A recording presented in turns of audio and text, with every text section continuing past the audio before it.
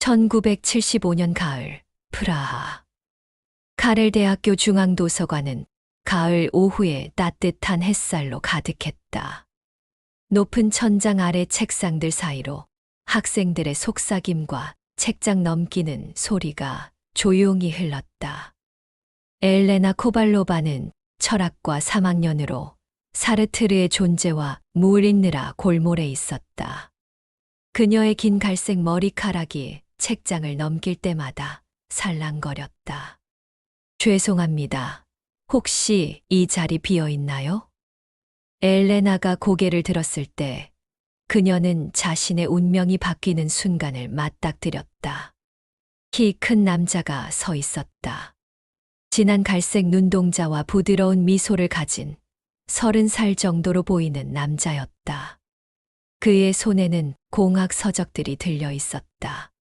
물론이에요. 엘레나가 대답했다. 그녀의 목소리는 예상보다 더 부드럽게 나왔다. 감사합니다. 마테이 노바크입니다. 엘레나 코발로바예요.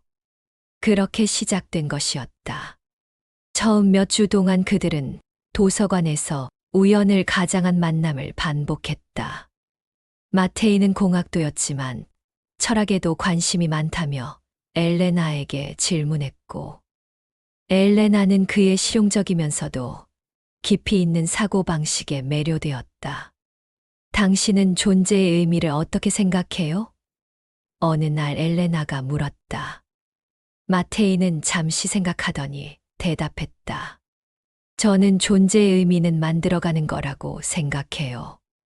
건물을 설계할 때처럼 우리도 우리의 삶을 설계해 나가는 거죠. 다만 완벽한 설계도는 없어요. 매 순간 수정하고 보완해 나가야 해요.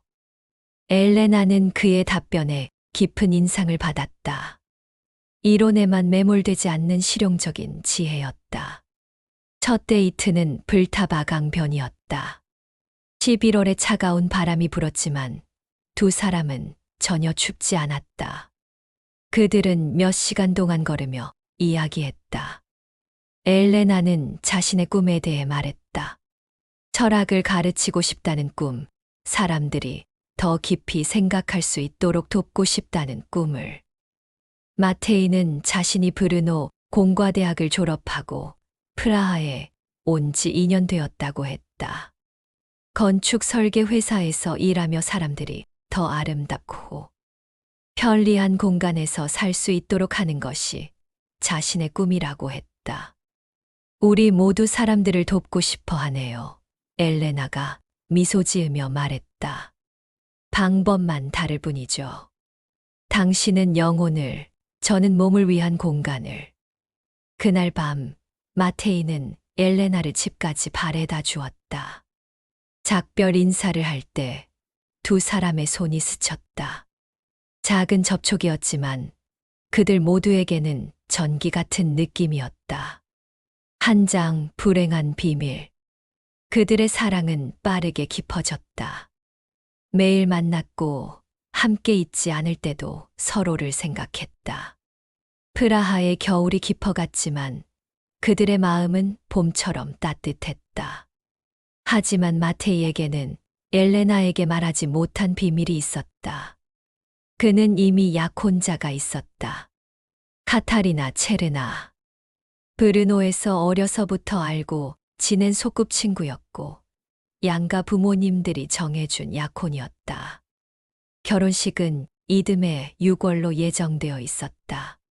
처음에는 그저 우정이라고 생각했다. 엘레나와의 만남은 순수한 지적 호기심에서 시작된 것이라고 자신을 속였다. 하지만 시간이 갈수록 자신이 진정으로 사랑하게 된 것은 카타리나가 아니라 엘레나라는 것을 깨달았다. 카타리나는 좋은 여자였다. 아름답고 상냥했으며 마테이를 진심으로 사랑했다. 하지만 그녀와 함께 있을 때 마테이는 자신의 진정한 모습을 보여줄 수 없었다. 카타리나는 철학적인 대화나 깊은 사색을 좋아하지 않았다. 그녀가 원하는 것은 평범하고 안정적인 결혼 생활이었다. 반면 엘레나와 함께 있을 때 마테이는 자신이 완전해지는 느낌이었다. 그녀는 그의 영혼의 반쪽 같았다.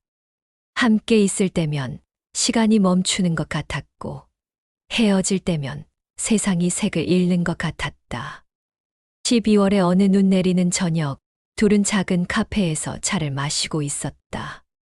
엘레나가 창밖에 눈을 바라보며 말했다. 마테이, 나는 당신과 함께 있을 때가 가장 행복해요. 이런 감정은 처음이에요. 마테이의 가슴이 찢어지는 것 같았다. 그는 엘레나의 손을 잡으며 말했다. 나도 그래요, 엘레나. 당신은 내게 삶의 의미를 가르쳐 주었어요. 그들은 그날 밤 처음으로 사랑을 나누었다. 엘레나의 작은 아파트에서 눈이 내리는 프라하의 밤에 그것은 순수하고 아름다운 사랑이었다. 1976년 2월 마테이의 어머니가 갑자기 프라하로 찾아왔다. 결혼 준비를 독촉하기 위해서였다. 마테이, 카타리나가 걱정하고 있어. 요즘 편지도 뜸하고 전화도 잘 안 받는다며. 무슨 일이니? 마테이는 어머니 앞에서 거짓말을 할 수 없었다. 하지만 진실을 말할 용기도 없었다. 바쁘기만 해요, 어머니. 일이 많아서. 결혼식이 4개월밖에 안 남았어. 카타리나네 집에서도 준비를 서두르고 있어. 너도 마음을 단단히 먹어야 해. 그날 밤 마테이는 잠을 이루지 못했다. 그는 선택해야 했다. 가족의 기대와 사회적 약속을 지킬 것인가? 아니면 진정한 사랑을 선택할 것인가? 며칠 동안 고민한 끝에 마테이는 비겁한 결정을 내렸다. 그는 엘레나에게 진실을 말하지 않고 떠나기로 했다. 상처를 주는 것보다는 그냥 사라지는 것이 낫다고 생각했다. 마지막 만남은 그들이 처음 걸었던 불타바강 변이었다. 봄이 오고 있어서 강물이 따뜻해 보였지만 마테이의 마음은 얼어 있었다. 엘레나, 나는 브르노로 돌아가야 해요. 언제 돌아와요? 모르겠어요. 아마 한동안은 힘들 것 같아요. 엘레나는 뭔가 이상함을 느꼈다. 마테이의 표정이 평소와 달랐다. 무슨 일이에요? 무엇 때문에 그런 표정을 하고 있어요? 아무것도. 그냥 일 때문이에요. 마테이, 나를 보세요. 진실을 말해주세요. 마테이는 엘레나의 눈을 똑바로 볼 수 없었다. 그는 그저 미안해요 라고만 중얼거렸다. 그들의 마지막 키스는 짧고 절망적이었다. 마테이는 돌아서서 걸어갔고 엘레나는 그의 뒷모습을 바라보며 울었다. 마테이는 약속대로 카타리나와 결혼했다. 그들은 브르노에서 평범하고 안정적인 삶을 살았다. 딸 하나를 낳았고 마테이는 성공적인 건축가가 되었다. 카타리나는 좋은 아내였고 좋은 어머니였다. 하지만 마테이는 하루도 엘레나를 잊지 못했다. 특히 봄이 올 때마다, 불타바강을 건드릴 때마다, 철학책을 볼 때마다 그녀를 떠올렸다. 그는 가끔 엘레나가 어떻게 지내는지 궁금했지만 찾아볼 용기는 없었다. 엘레나는 마테이가 떠난 후 몇 년간 힘든 시간을 보냈다. 그녀는 철학 공부를 마치고 고등학교 교사가 되었다. 28세의 같은 교사인 페트르와 결혼했다. 페트르는 착하고 성실한 남자였지만 마테이처럼 그녀의 영혼을 이해해 주지는 못했다. 그들에게는 아들 하나가 있었고 그 아들이 커서 마테이라는 이름의 아들을 낳았다. 엘레나는 손자의 이름을 들을 때마다 복잡한 감정을 느꼈다. 세월은 흘러 2022년이 되었다. 마테이와 엘레나 모두 70대 중반이 되었고 각자의 배우자를 잃고 혼자 살게 되었다. 마테이의 아내 카타리나는 3년 전 암으로 세상을 떠났고 엘레나의 남편 페트르도 같은 시기에 심장마비로 세상을 떠났다. 2023년 가을 엘레나의 손자 마테이가 대학 졸업 후 프라하로 이사했다. 하지만 바쁜 젊은이답게 할머니와의 연락이 뜸해졌다. 엘레나는 손자가 걱정되어 페이스북을 배우기로 했다. 할머니, 이것 봐요. 이렇게 이름을 검색하면 사람을 찾을 수 있어요. 이웃집 손녀딸이 가르쳐 주었다. 75세의 엘레나에게 컴퓨터는 여전히 신기한 기계였다. 하지만 손자를 찾기 위해서라면 무엇이든 배울 준비가 되어 있었다. 어느 일요일 오후 엘레나는 혼자 앉아서 페이스북에서 손자를 찾기 시작했다. 마테이 노바크라고 검색했을 때 수많은 결과가 나왔다. 그녀는 하나씩 프로필을 확인했다. 젊은 마테이들, 중년의 마테이들. 그런데 한 프로필이 그녀의 시선을 끌었다. 70대로 보이는 남성이 작은 개를 안고 있는 사진이었다. 그의 미소가 묘하게 익숙했다. 이상하다. 나이가 너무 많아 보이는데. 하지만 이름은 확실히 마테이 노바크네. 엘레나는 망설였다. 분명 잘못 찾은 것 같았다. 하지만 뭔가 마음이 끌렸다. 그 남자의 눈빛이 자꾸 기억에 남았다. 혹시 모르니까 연락해보자. 아닐 수도 있지만. 그녀는 조심스럽게 메시지를 작성했다. 안녕, 마테이. 나는 너의 할머니, 엘레나야. 오랫동안 너를 찾고 있었어. 프라하 대학교에서 공부했다고 들었는데, 어떻게 지내니? 마지막으로 본 게 벌써 몇 년 전이야. 나의 손자 어떻게 지내는지 너무 궁금하다.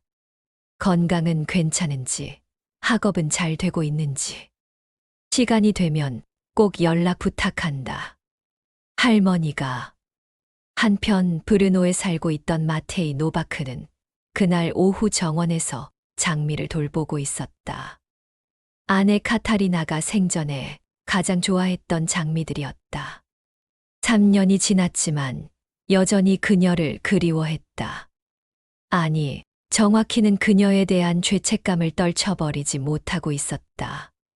카타리나는 자신을 진심으로 사랑했다.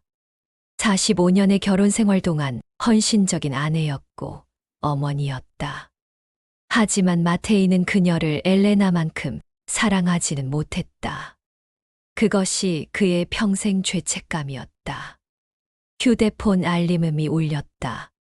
70세인 그는 스마트폰 사용에 서툴렀지만 딸이 페이스북을 설치해주며 가끔 확인해보라고 했었다. 메시지를 읽는 순간 마테이의 심장이 멈춘 듯했다. 엘레나. 그 이름을 본 것이 48년 만이었다. 그는 메시지를 다시 읽었다. 할머니 엘레나라고 되어 있었다. 프라하 대학교에서 공부했다고도 되어 있었다. 분명 자신을 다른 사람과 착각하고 있는 것 같았다. 하지만 그 이름, 엘레나. 설마 그 엘레나일까? 48년 전 그가 사랑했던 그 여자일까? 마테이는 떨리는 손으로 답장을 작성했다. 안녕하세요, 엘레나. 메시지를 받고 정말 놀랐습니다. 저를 손자라고 부르시는데 아마 저를 다른 사람과 착각하고 계시는 것 같아요. 저는 브르노에 살고 있고 브르노 공과대학을 나왔습니다. 프라하 대학교는 아니에요. 하지만 엘레나라는 이름을 보니 오래전 기억이 나네요. 혹시, 정말 혹시 당신이 1975년 프라하 도서관에서 만났던 그 엘레나인가요? 철학과 학생이었던. 만약 다른 사람이시라면 이상한 메시지로 생각하실 텐데 죄송합니다. 저는 잘 지내고 있어요. 3년 전에 아내를 잃었지만 딸과 손자가 있어서 외롭지는 않아요. 당신은 어떻게 지내세요? 엘레나가 답장을 받았을 때 그녀는 의자에서 일어날 수 없었다. 1975년 프라하 도서관 철학과 학생 48년 전의 기억이 물밀듯이 밀려왔다. 도서관의 따뜻한 오후 햇살, 마테이의 부드러운 미소, 불타바 강변을 걸으며 나눈 깊은 대화들. 그리고 갑작스러운 이별의 아픔. 그녀는 손이 떨려서 키보드를 제대로 칠 수 없었다. 몇 번의 시도 끝에 겨우 답장을 보냈다. 마테이. 정말 당신인가요? 카렐대학교 중앙도서관에서 사르트르를 읽고 있던 철학과 3학년 엘레나 코발로바. 저예요. 정말 믿을 수 없어요. 48년 만이네요. 손자를 찾으려다가 잘못 메시지를 보낸 거였어요. 손자 이름도 마테이 노바크거든요. 하지만 이것은 운명 같아요. 저도 3년 전에 남편을 잃었어요. 페트르라는 사람과 결혼해서 아들 하나를 낳았고 그 아들이 마테이라는 아들을 낳았어요. 지금은 혼자 살고 있어요. 마테이. 왜 그때 아무 말도 없이 떠났어요? 48년 동안 궁금했어요. 마테이는 답장을 읽으며 울었다. 70세 남자가 아이처럼 울었다. 48년 동안 억눌러왔던 감정이 터져나왔다. 그는 긴 답장을 보냈다. 엘레나, 정말 당신이군요. 믿을 수 없어요. 48년. 하루도 당신을 잊은 적이 없었어요. 왜 떠났냐고 물어보시는군요. 그때 나에게는 약혼자가 있었어요. 카타리나라는 여자였어요. 부모님들이 정해주신 약혼이었고 이미 결혼식 날짜까지 정해져 있었어요. 당신을 만나고 나서야 진정한 사랑이 무엇인지 알게 되었어요. 하지만 나는 겁쟁이였어요. 당신에게 진실을 말할 용기도, 모든 것을 포기하고 당신을 선택할 용기도 없었어요. 카타리나와 결혼했지만 45년의 결혼 생활 내내 당신을 생각했어요. 카타리나에게는 미안한 일이지만 내 마음의 절반은 항상 당신과 함께 있었어요. 이제 와서 용서를 구할 자격도 없다는 걸 알아요. 하지만 당신을 다시 만날 수 있다는 것만으로도 기적 같아요. 그 후 며칠 동안 두 사람은 매일 메시지를 주고받았다. 48년간의 공백을 메우려는 듯이 서로의 삶에 대해 이야기했다. 엘레나는 자신의 삶을 이야기했다. 페트르는 좋은 남편이었어요. 성실하고 다정했고 아이들을 잘 돌봐주었어요. 하지만 당신과 나눴던 그런 깊은 대화는 할 수 없었어요. 그는 철학에는 관심이 없었거든요.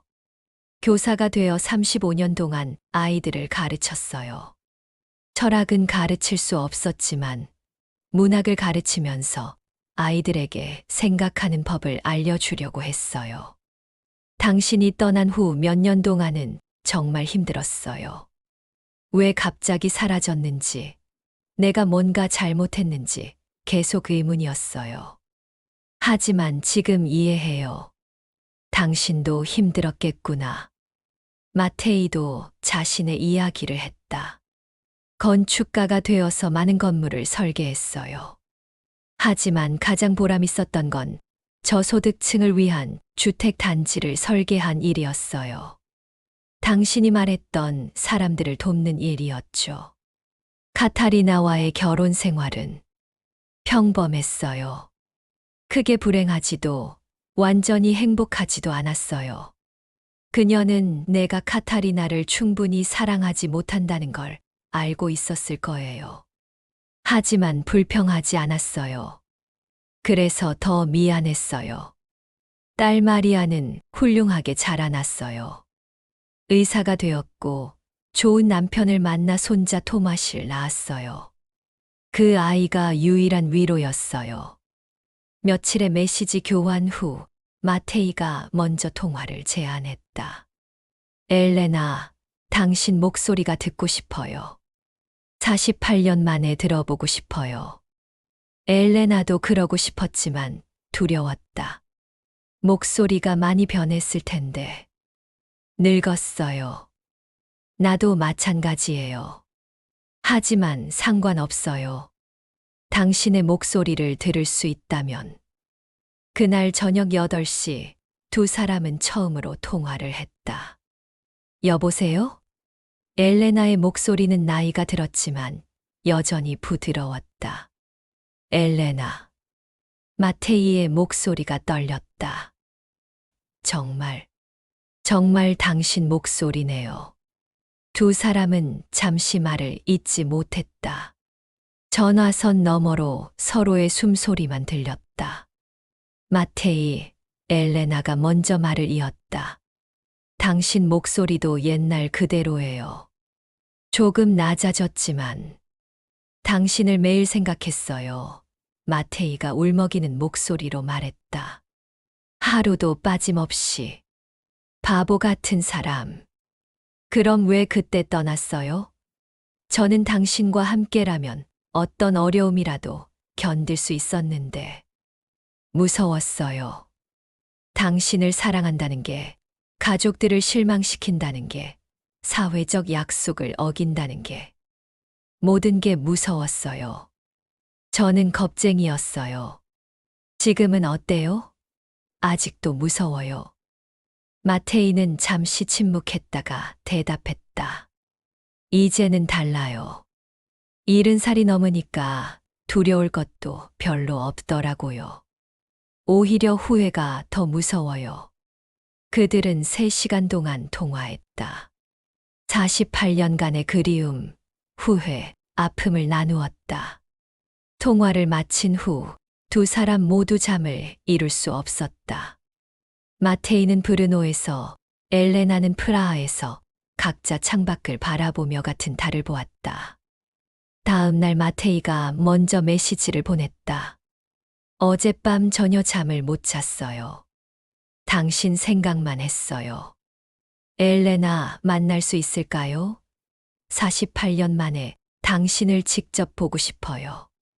엘레나도 같은 마음이었다.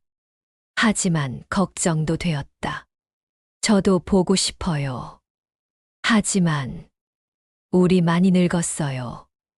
실망하실까봐 걱정돼요.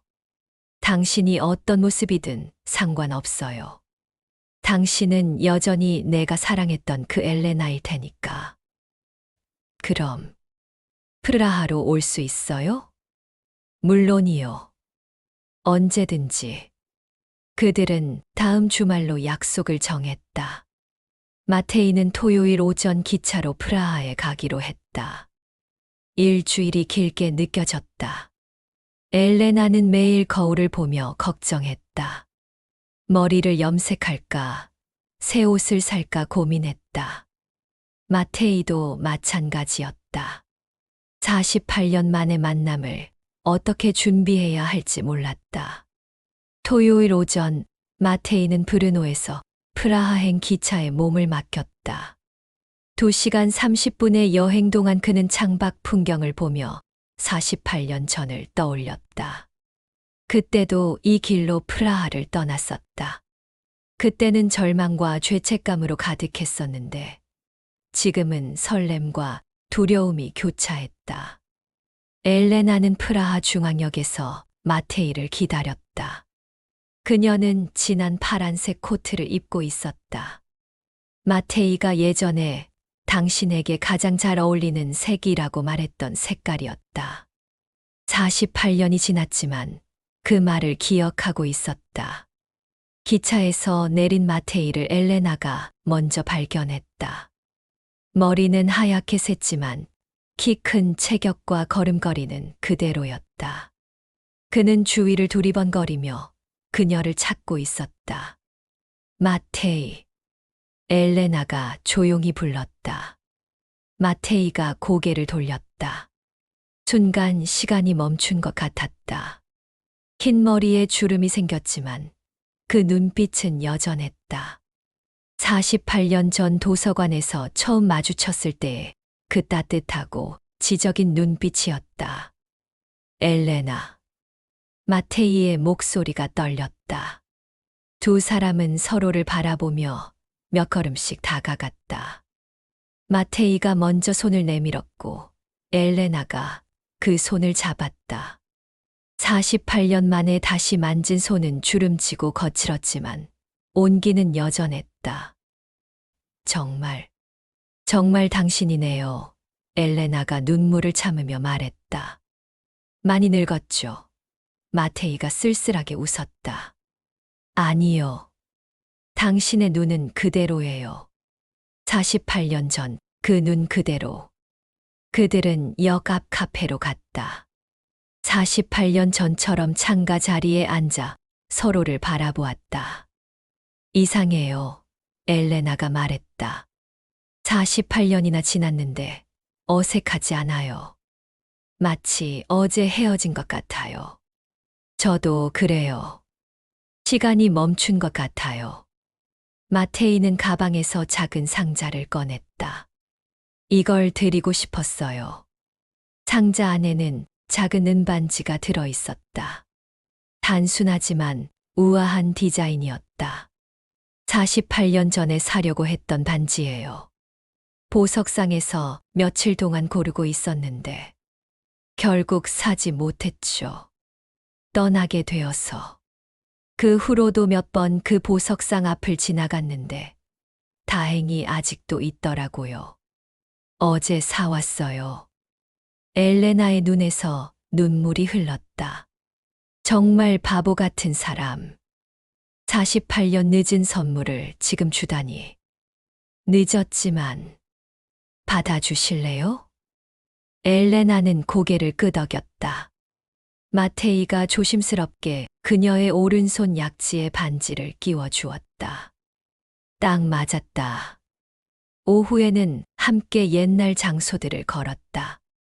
먼저 카렐 대학교 중앙도서관으로 갔다. 48년 전 그들이 처음 만난 곳이었다. 도서관은 리모델링되어 많이 바뀌었지만 높은 천장과 큰 창문은 그대로였다. 그들은 예전에 앉았던 자리 근처에서 사진을 찍었다. 여기서 당신이 사르트르를 읽고 있었죠. 마테이가 말했다. 당신은 공학책을 들고 와서는 철학에 관심이 많다고 했고요. 핑계였어요.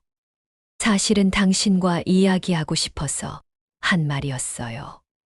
그들은 불타바 강변으로 갔다. 48년 전 첫 데이트를 했던 곳이었다. 강변은 많이 개발되어 예전 모습을 찾기 힘들었지만 강물은 여전히 같은 속도로 흘러가고 있었다. 여기서 처음 손을 잡았죠. 엘레나가 말했다. 기억하고 계시는군요. 모든 걸 기억해요. 48년 동안 잊으려고 했지만 잊을 수가 없었어요. 마테이가 엘레나의 손을 잡았다. 이번에는 주저하지 않았다.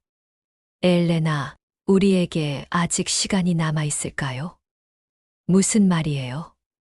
새로 시작할 시간 말이에요. 48년을 기다렸으니 이제는 함께 보낼 시간이 있을까요? 엘레나는 마테이의 눈을 바라보았다.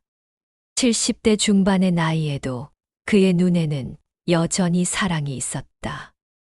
나이가 너무 많아요. 이미 늦었을지도 몰라요. 사랑에 나이가 어디 있어요. 우리가 진짜 사랑한다면 늦은 게 아니에요. 다음 날 일요일, 마테이는 브르노로 돌아가기 전에 엘레나에게 제안했다. 우리 서로 가족들에게 이야기해봐요. 솔직하게. 엘레나는 걱정이 되었다. 아들이 뭐라고 할까요? 갑자기 낯선 남자와 우리는 낯선 사이가 아니에요. 48년 전부터 서로를 알고 있었던 사이예요.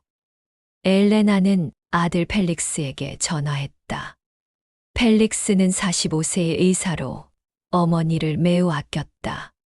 아들아, 엄마가 할 이야기가 있어. 무슨 일이세요, 엄마? 오래전에 알았던 사람을 다시 만났어. 48년 전에 알던 사람이야. 48년 전이요. 그럼 아버지 만나기 전 사람이네요. 그래. 사실 엄마가 정말 사랑했던 사람이었어. 하지만 헤어져야 했고, 이번에 우연히 다시 만나게 된 거야. 펠릭스는 잠시 침묵했다가 말했다. 엄마, 행복하세요? 응, 정말 행복해. 그럼 됐어요. 엄마가 행복하시면 저도 좋아요. 아버지도 엄마가 혼자 계신 것을 원하지 않으셨을 거예요. 마테이도 딸 마리아에게 전화했다. 마리아는 처음에는 놀랐지만 아버지가 3년 동안 혼자 지내며 외로워했던 것을 알고 있었기 때문에 이해했다. 아버지 정말 사랑하세요.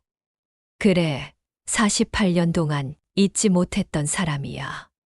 그럼 후회하지 마세요. 아버지도 이제 행복하실 자격이 있어요. 그 후 한 달 동안 마테이는 매주 프라하를 방문했다. 때로는 엘레나가 브르노에 가기도 했다. 70대 중반의 나이에도 그들은 20대처럼 설렜다.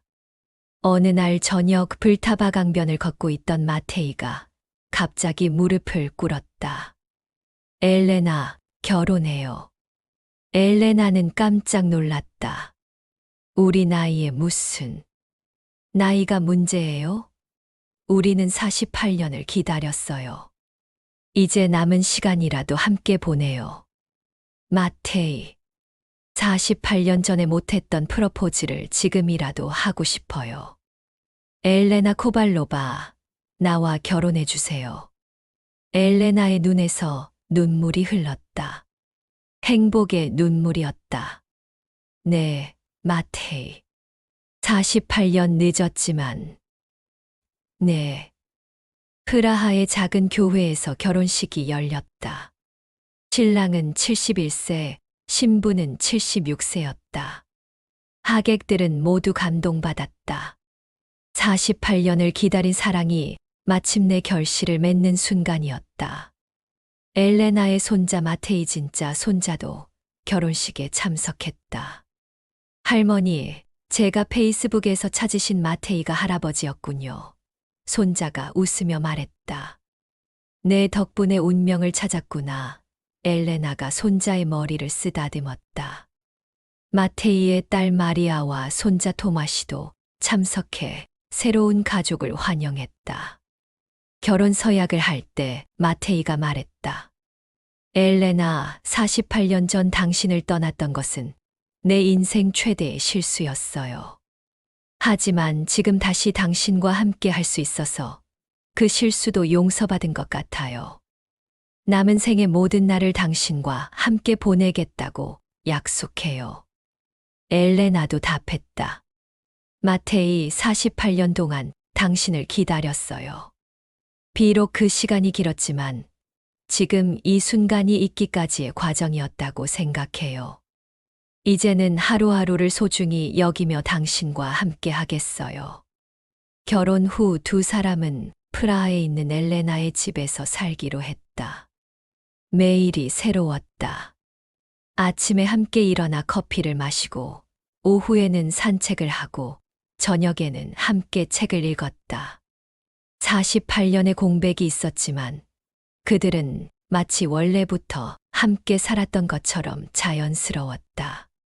엘레나는 마테이에게 자신이 쓴 철학 에세이들을 보여주었고, 마테이는 자신이 설계한 건물들의 사진을 보여주었다. 우리가 젊었을 때부터 함께 했다면 어땠을까요? 어느 날 엘레나가 물었다. 분명 좋았겠지만 마테이가 대답했다. 지금이 아니라면 우리는 서로의 소중함을 제대로 몰랐을지도 몰라요. 48년을 기다렸기 때문에 지금이 더 특별한 거예요. 그들은 함께 유럽 여행을 다녔다. 파리, 로마, 비엔나. 젊었을 때 함께 가보고 싶어 했던 곳들을 70대가 되어서야 함께 갔다. 늦은 나이였지만 그만큼 더 감사했다. 결혼 2년 후 마테이가 건강검진에서 이상 소견을 받았다. 초기 치매 증상이었다. 엘레나, 미안해요. 이제 부담이 되겠네요. 무슨 소리예요? 48년을 기다렸는데 이 정도 어려움쯤이야. 엘레나는 마테이를 정성껏 돌봤다. 매일 함께 산책하고 옛날 이야기를 들려주고 좋아하는 음악을 틀어주었다. 마테이의 기억이 점점 흐려져 갔지만 엘레나에 대한 기억만은 마지막까지 남아 있었다. 다른 것들은 모두 잊어도 그녀의 이름은 불렀다. 엘레나, 내가 누군지 기억해요? 물론이에요. 당신은 내가 48년 동안 사랑한 마테이예요. 다행이다. 당신을 잊으면 안 되는데. 마테이는 결혼 5년 후 조용히 세상을 떠났다. 엘레나의 품에서 평화롭게 눈을 감았다. 마지막 말은 사랑해요, 엘레나였다. 장례식에서 엘레나는 울지 않았다. 대신 감사했다. 48년을 기다린 끝에 5년이라도 함께 할 수 있었던 것에 감사했다. 마테이의 딸 마리아가 위로했다.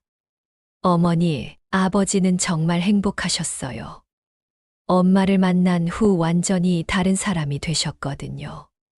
엘레나의 아들 펠릭스도 말했다. 엄마, 마테이 아버지 덕분에 엄마가 정말 행복해 하시는 모습을 볼 수 있었어요. 감사해요. 1년 후, 엘레나는 손자 마테이와 함께 카페에 앉아 있었다. 할머니, 그때 메시지를 잘못 보낸 게 정말 다행이네요.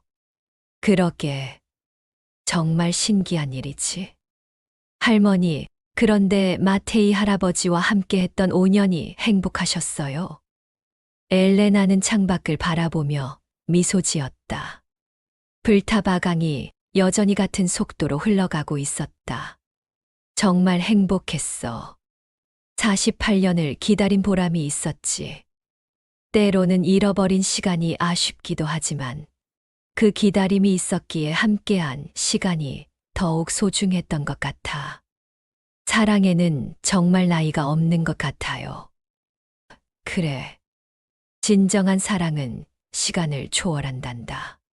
48년이 지나도 70대가 되어도 변하지 않는 게 진짜 사랑이야. 엘레나는 오른손 약지의 은반지를 만졌다. 마테이가 48년 늦게 준 반지였다. 이제는 그것이 그들의 사랑의 증거였다. 그날 저녁 엘레나는 일기에 썼다. 때로는 실수가 기적을 만들어낸다. 잘못 보낸 메시지 하나가 48년 만의 재회를 이끌었고 5년간의 행복을 선사했다. 마테이는 떠났지만 우리의 사랑은 영원하다. 언젠가 다시 만날 그날까지 나는 이 사랑을 가슴에 품고 살아갈 것이다. 창밖으로 별이 빛나고 있었다. 엘레나는 마테이도 같은 별을 보고 있을 것이라고 믿었다.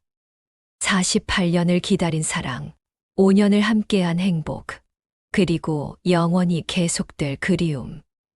그것이 그들의 완전한 사랑 이야기였다. 진정한 사랑은 시간과 나이를 초월한다. 비록 늦더라도 잠시라도 그 사랑이 진실하다면 그것으로 충분하다.